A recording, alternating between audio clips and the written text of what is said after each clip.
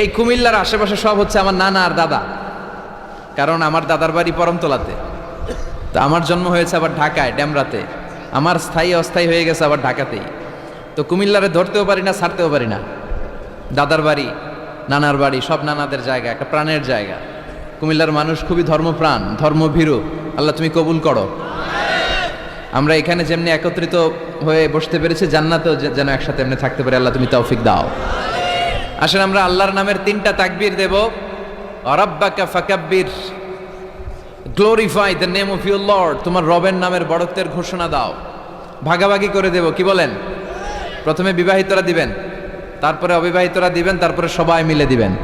কেন এরকম দেয় মিজানুর রহমান আজহারী? কেন দেয়?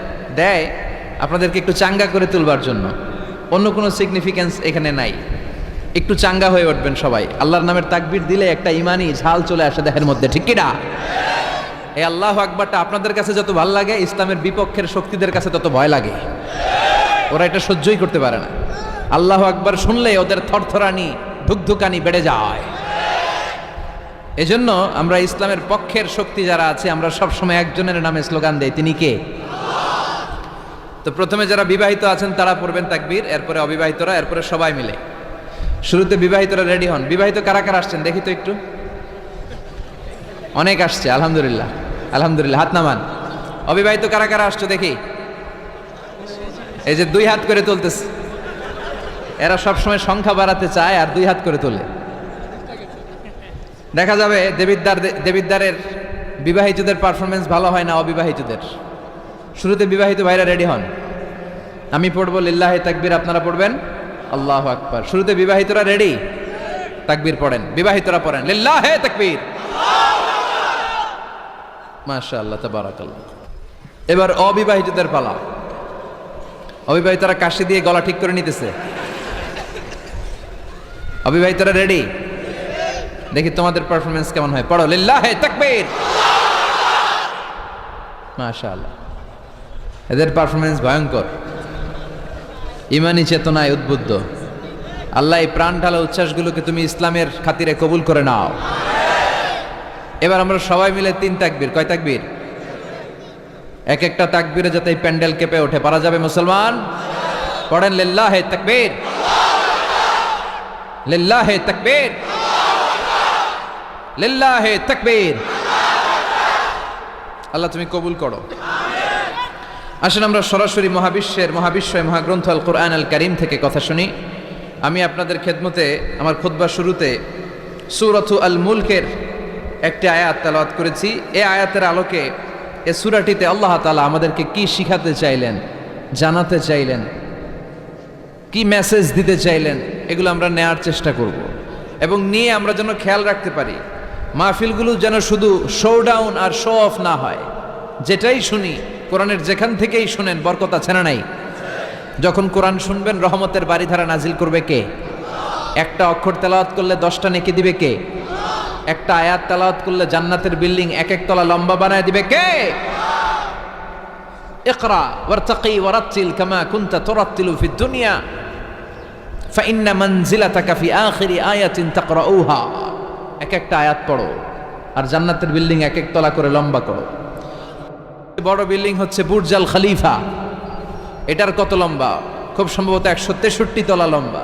আর দুনিয়াতে যারা কোরআন পড়ে আপনারা জান্নাতে হাজির হবেন, আপনাদের বিল্ডিংগুলো হবে কয়েক কোটি তলা লম্বা। যত আয়াত পড়ছেন তত আয়াত লম্বা। সারা জীবনে যদি 2 লক্ষ আয়াত পড়া হয়ে থাকে আপনার জান্নাতের বিল্ডিং হবে 2 লক্ষ তলা। আল্লাহ বলবেন পড় আর বিল্ডিং লম্বা কর।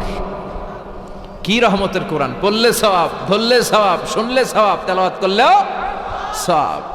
এজন্য এই কিতাবটার সাথে যেন আমরা সম্পর্ক বাড়াই।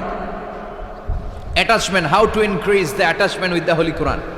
কোরআনের সাথে আমাদের সম্পর্ক আমরা কিভাবে বাড়াতে পারি? প্রতিদিন তেলাওয়াত করতে হবে, আবৃত্তি করা জানতে হবে সহি শুদ্ধভাবে। মুসলমানদের অবস্থা এমন হয়েছে, বিশ্বের সবচাইতে নন্দিত এই কিতাবটা একটু তেলাওয়াত করবার সময়টুকু আমাদের হয় না। ব্যস্ত, we are leading very super busy life. খুব ব্যস্ত আমরা, কোরআন পড়ার সময় নাই। প্রতিদিন যেন একটু তেলাওয়াত করি। রাজি আছেন তো দেবিদ্বারের ভাইয়েরা? প্রতিদিন একটু একটু তেলাওয়াত করা যাবে? আরেকটা কথা সব জায়গায় আমি বলি, মাতৃভাষায় এই কোরআনটাকে আপনাদের জানতে হবে। You have to know the holy Quran, the messages of the holy Quran in your own mother tongue, in your own language, আপনার নিজ ভাষায়। আমাদের ভাষা কি? কথা বলেন, বাংলা। এই বাংলা ভাষায় যেন আমরা কোরআন পড়ি, কোরআন শিখি। কোরআন আল্লাহ কি জানাতে চাইলেন, কি শিখাতে চাইলেন, বাংলা ভাষায় যেন আমরা এটা শিখি, আত্মস্থ করার চেষ্টা করি। দেখবেন মসজিদুল হারামে শায়েখরা যখন নামাজ পড়ায়, শাইখ আব্দুর রহমান সুদাইস, উনি যখন আযাবের আয়াত পড়ে উনি কাঁদে, কাঁদে না? আবার মুসল্লিরাও পেছন থেকে কাঁদে। এর কারণ উনিও আযাবের অর্থ বুঝে, মুসল্লিরাও অর্থ বুঝে। আমাদের তারাবির নামাজে, এত মসজিদে তারাবি পড়লাম, বাংলাদেশে কোনোদিন কোনো তারাবির নামাজে মুসল্লি আর ইমাম সাহেবের কাঁদতে দেখছেন? কথা কন, কেন কান্দে না? বুঝে নাই কোন দিক দিয়ে আযাব গেল, কোন দিক দিয়ে গজব গেল, কোন দিক দিয়ে জাহান্নাম গেল, কোন দিক দিয়ে ফেরাউন আসলো, কোন দিক দিয়ে ইউসুফ জুলেখার কাহিনী গেল, একটাও বোঝা যায়? কথা বলেন, বোঝা যায় না। ইমাম সাহেবও বুঝে না, আমরাও বুঝি না, কেউ বুঝে না, অর্থ বুঝি না, তাই আমাদের হৃদয়ে টাচ করে না।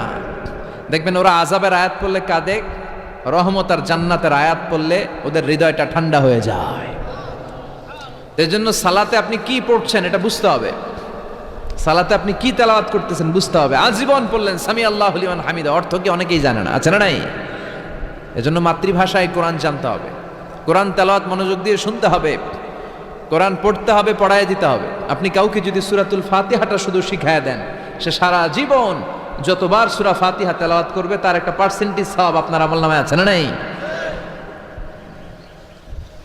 এজন্য কোরআনের আবৃত্তি শিখা, কোরআনের অর্থ জানা মাতৃভাষায়, নিজে কোরআন পড়া, অন্যকে পড়ায় দেওয়া, এবং কোরআনের আন্দোলন করা দরকার আছে না নাই? সবসময় কোরআনের পক্ষে থাকার দরকার আছে না নাই? আল্লাহ তুমি আমাদেরকে সহি সমাজ দান করো। তাই আমরা যখনই কোরআনের কথা শুনবো নিজেদেরকে পরিবর্তনের জন্য শুনবো, ঠিক কিনা? আমার আখিরাতটাকে সুন্দর করার জন্য শুনবো। আমাদের তাফসির মাহফিলগুলো হয়ে গেছে এখন শোডাউন, অনেক লোক জড়ো হইতে হবে, স্লোগান হইতে হবে, এগুলো আছে না নাই? আমাদেরকেও বেঁধে দেয় অনেক জায়গায়, হুজুর আপনার কিন্তু আজকে মাহফিল কাঁপাইতে হবে। কি বলে? কাঁপাইতে হবে। কিন্তু অনেক জায়গায় বলে হুজুর আপনার জমাইতে হবে। কি বলে? জমাইতে হবে। আবার অনেক জায়গায় বলে হুজুর আপনার কিন্তু মাহফিলটা ধরে রাখতে হবে। কি করতে হবে? তো কোথাও আমাদের কাঁপাইতে হয়, কোথাও আমাদের জমাইতে হয়, আবার কোথাও মাহফিল ধরে রাখতে হয়। কথা বুঝতে পেরেছেন? তাই মাহফিল কাঁপানো, জমানো, ধরে রাখা, এই টেন্ডেন্সি থেকে আসেন, বেরোয় আসি। We have to make a change. আপনাকে চেঞ্জ আনতে হবে, পরিবর্তন। বিশ্বনবী পৃথিবীতে এসেছেন পরিবর্তনের জন্য। তিনি কোনো জায়গায় খারাপ কিছু দেখলেই পরিবর্তন করে দিতেন। এক সাহাবাকে জিজ্ঞেস করলেন কি নাম? মাসমুক। সে বলে ইসমি হাজান, আমার নাম হলো হাজান। হাজান মানে দুশ্চিন্তা। হাজান মানে, বিশ্বনবী বললেন হাজান কারো নাম হতে পারে? দুশ্চিন্তা এটা একটা নাম হইল? বিশ্বনবী বললেন তোমার নাম আজকে থেকে হাজান নয়, আজকে থেকে তোমার নাম সাহাল। কি নাম? সাহাল মানে সহজ। সাহাল মানে? সে বলে না ইয়া রাসূলুল্লাহ, আমার বাপ চাচা নাম রাখছে হাজান, এটা আমি ছাড়বো না। বিষ্ণু বললেন না, সাল্লে যাও। তো সে বাড়িতে চলে গেল। যাওয়ার পর থেকে ওই যে দুশ্চিন্তা তার আর পিছু ছাড়ে না। তার ব্যবসায় লস, তার চাকরিতে লস, ওর পেটে ব্যথা, ওর মাথায় ব্যথা, ওর জ্বর, ওর মেয়ে কান্দে, ওর বউ দৌড়ায়, ওর পোলায় কয় আমি মরুম। কষ্ট আর জ্বালা ছাড়েই না। সবাই বলে ওই যে বিশ্বনবী তোমার একটা সুন্দর নাম দিয়েছিল, আনো নাই, এর বদদোয়া লাগছে, যাও নবীর কাছে মাফ চেয়ে নামটা চেঞ্জ করে আনো। হাজান ফিরে গেল বিশ্বনবীর কাছে, যে বলে ইয়া রাসূলুল্লাহ আমার হাজান নামের দরকার নাই, গোষ্ঠী কিলাই হাজান, আপনি কি নাম কইছিলেন ওটা কোন? আবার বিশ্বনবী বলে আমি বলছিলাম আন্তা সাহাল। সাহাল মানে সহজ। সাহাল মানে? বিশ্বনবীর কাছ থেকে নাম চেঞ্জ করে সাহাল নিয়ে আসলো। সাহাল বলে যেদিন থেকে আমি নাম চেঞ্জ করেছি ওই দিন থেকে আমার জীবনের সব কাজগুলো সহজ করে দিয়েছে। কে? কি নবী ছিলেন? খালি চেঞ্জ করে দিতেন, চেঞ্জ করে দিতেন। এক নারীকে জিজ্ঞেস করলেন মাসমুখী, হোয়াটস ইউর নেম? সে বলে আমার নাম আসিয়া। আসিয়া মানে অবাধ্য। বিশ্বনবী বলেন এটা একটা নাম হইল? তোমার নাম আজকে থেকে জামিলা। জামিলা মানে সুন্দরী, বিউটিফুল লেডি। জামিলা মানে সুন্দরী। সে নাম চেঞ্জ করে জামিলা নিয়ে নিল। সবাই বলল যেদিন থেকে বিশ্বনবী তার নাম জামিলা করেছে ওই দিন থেকে মরার আগের দিন পর্যন্ত এই মহিলার সৌন্দর্যে কোনোদিন ভাটা পড়ে নাই। আবার বিশ্বনবী মক্কা থেকে মদিনায় হিজরত করতে গেলেন। বিশ্বনবী বললেন মাসমু হাযিহিল আরদ, এই জমিনের নাম কি? সবাই বলল এই জমিনের নাম ইয়াসরিব। কি নাম? মদিনার আগের নাম ইয়াসরিব। ইয়াসরিব মানে to take revenge from someone, কারো থেকে প্রতিশোধ নেয়া। বিশ্বনবী বললেন আমি যেই শহরে থাকবো ওই শহরের নাম হবে প্রতিশোধ। How come? It's quite impossible, অসম্ভব। আমি রহমতের নবী, ওমা আরসালনাকা ইল্লা I have sent you as a mercy for the entire universe. ও নবী, আমি আপনাকে গোটা বিশ্বের জন্য রহমত করে পাঠিয়েছি। রহমতের নবী যেই শহরে থাকবে ওই শহরের নাম প্রতিশোধের শহর না। আজকে থেকে এই শহরের নাম তবা কিংবা তৈবা, পবিত্র শহর। পরবর্তীতে এই শহরের নাম করা হলো মদিনাতুর রাসূল, মদিনাতুন নবী। সুবহানাল্লাহ পড়েন। আবার বিশ্বনবী আরেক এলাকায় সফরে গেলেন, বললেন মাসমু হাযিহিল আরদ, এই এলাকার নাম কি? সবাই বলে গাদিরা। কি বলে? গাদিরা।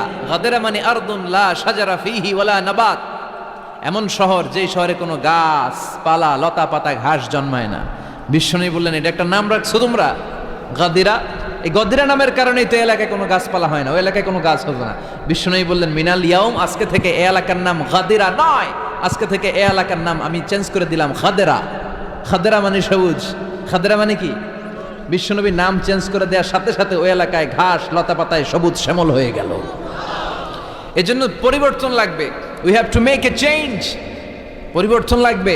এই লোক দেখানো মানসিকতা থেকে আমাদের বেরিয়ে আসতে হবে। মাহফিল কাঁপানো, মাহফিল জমানো, মাহফিল ধরে রাখা, এগুলার কোনোদিন বলবেন? বলবেন? সব হবে আমাদের একজনের খুশির জন্য। তিনি কে? চিল্লায় বলেন। তোমার আর তোমার আল্লাহর মধ্যে এমন কোনো গোপন বিষয় আছে নাকি যেটা আল্লাহ ছাড়া কেউ জানে না? তোমার জীবনে এমন কোনো গোপন দান আছে নাকি যেটা আল্লাহ ছাড়া কেউ দেখেনি? আমরা এখন দেখায় দেখায় দান করতে চাই, আছে না নাই? অমুক সমাজপতি শিল্পপতি 2 লক্ষ টাকা বলেন মারহাবা, আছে না নাই? লোক দেখানো দান। এটা মিজানের পাল্লায় উঠালে কোনো ওজন হবে না। আপনি গোপনে 1 টাকা দিয়েছেন, এটারে উহুদ পাহাড়ের সমান ওজন করে আমলনামায় তুলে দিবে কে? এজন্য সবসময় খেয়াল রাখবেন যে একজনকে আমরা দেখাতে চাই, আমরা দেখাবো একজনকে। তিনি কে? মানুষকে দেখানোর জন্য কিছু করা যাবে? আল্লাহুম্মা রযুকনা ইখলাস। আল্লাহ তুমি আমাদের ইখলাস বাড়ায় দাও। আর জোরে পড়েন আমিন। আমরা আজকে সূরাতুল মুলক থেকে কথা শুনবো। মুলক সূরার নাম কি? এই সূরার অনেক ফজিলত আছে। এই সূরা রাত্রিবেলা যারা তেলাওয়াত করবে তাদের কবরের আযাব হবে না। কবরের কথা শুনলে ভয় লাগে না? একদিন মাটির ভেতরে হবে ঘর রে মন আমার, কেন বান্ধ দালান ঘর, প্রাণ পাখি উড়ে যাবে পিঞ্জর ছেড়ে, ধরা ধামে সবই রবে তুমি যাবে চলে, বন্ধু বান্ধব যত মাতা পিতা দ্বারা সুত সবই হবে তোমার পরে মন আমার, কেন বান্ধ দালান ঘর। ঠিক কিনা? চলে যেতে হবে, কেউ থাকতে পারবো না। কিন্তু এই জিনিসটা আমাদের স্মরণেই আসে না। এত ব্যস্ততা, এত মায়া জাল, এত মায়ার জালে আমরা আটকে আছি। এত ব্যস্ত লাইফ, সকালবেলা অফিস, বিকেলবেলায় অমুক কাজ, তারপরে অমুক কাজ, একটার পর একটা কাজ চলতেই থাকে। এই ব্যস্ততার কারণে আমাদের জীবনটা সুপার বিজি লাইফ আমরা লিড করছি, আমাদের জন্য সময়ই নাই, কিন্তু চলে যেতে হবে। এজন্য সাইয়েদনা ওমরে ফারুক বলছেন মুতু ক্বাবলা আন তামুতু, মরার আগে একবার মরো। হাসিবু ক্বাবলা আন তুহাসাবু আলাইকুম, তোমার হিসাব নেওয়ার আগে তুমি তোমার একবার হিসাব নাও। আমাদের প্রত্যেকের নিজের একটা হিসাব আছে না নাই? কথা বলেন। নিজে খাতা কলমের মধ্যে একটু লিস্ট করবেন যে আমি জীবনে এই ভালো কাজ করেছি, এই খারাপ কাজ করেছি, আসলে আমার অবস্থানটা কই হওয়া উচিত। নিজে খাটের মধ্যে একবার শটাং হয়ে মরার মতো শুয়ে থাকবেন, ভাববেন যে আমি মরে গেছি।